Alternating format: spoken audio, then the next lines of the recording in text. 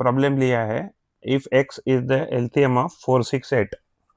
तो अगर हम 4 6 और 8 की अगर एलसीएम निकालते हैं तो ये जो एलसीएम है तो x जो है तो 4 6 और 8 का एलसीएम है, और 4 6 से 8 का एलसीएम कितना आ जाएगा तो 24 आ जाएगा।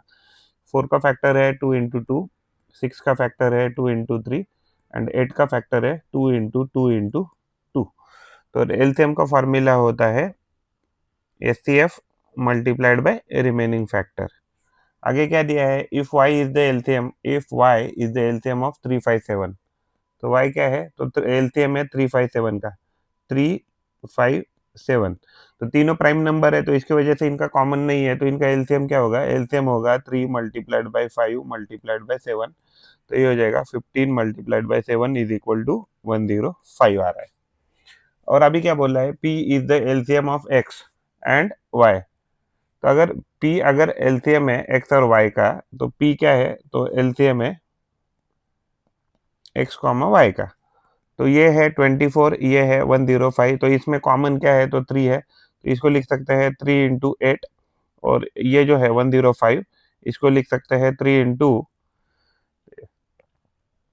35। तो दोनों में कॉमन क्या है तो यहाँ 3 है, यहाँ 3 है, तो इसका एलसीएम क्या होगा 3 इंटू 8 इंटू 35, ये हो जाएगा। अगर हम सॉल्व करते हैं तो इसको सॉल्व करते हैं तो ये हो जाएगा 24 इंटू 35, तो ये वैल्यू आ जाएगा 840। तो 840 क्या है तो 840 p का वैल्यू है। तो हमें क्या क्या पूछा है, अभी हमें पूछा है p इक्वल टू 35x। तो p कितना है, तो अगर हम पहला सॉल्व करते हैं option p equal to 840, 840 equal to 35, और x कितना है तो हमारा x का वैल्यू है हाँ, x का वैल्यू है 24, x का वैल्यू है 24। तो x का वैल्यू 24, तो ये पहला ही ऑप्शन सही लग रहा है। दूसरा है p equal to 4y, p equal to 4y।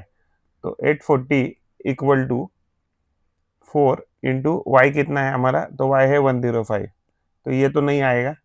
c क्या है, p equal to 840 into b into x.